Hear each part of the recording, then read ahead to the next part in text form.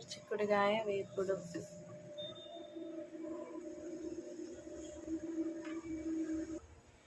గోరుచిక్కుడుకాయని అలాగే చేస్తే చాలామంది తినరు. సో ఇలా వెరైటీగా ట్రై చేశాను. మీరు కూడా ట్రై చేసి చూడండి. ఆయిల్ వేసి అందులో పోపు దినుసులు వేయాలి.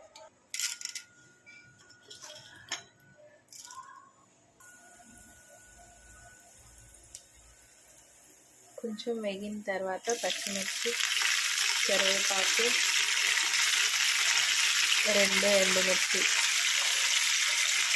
వేసి బాగా వేయించాలి. ఉల్లిపాయలు కూడా వేసి బాగా వేయించాలి. వేగిన తర్వాత అల్లం పేస్ట్ వేసి పసుపు వేసి కలపాలి. ఇప్పుడు కచ్చాపచ్చాగా మిక్సీ చేసుకున్న గోరుచిక్కుడుకాయను వేసి పచ్చివాసన పోయేంత వరకు వేయించాలి. మూత పెట్టి 5 నిమిషాలు వేయించాలి పచ్చివాసన పోయేంత వరకు. ఇప్పుడు రుచికి సరిపడా ఉప్పు, కారం, ధనియాల పొడి మంచిగా మిక్స్ చేసుకోవాలి.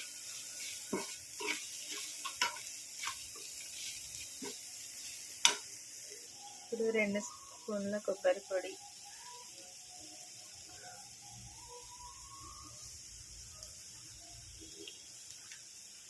2 వెల్లుల్లిపాయలు,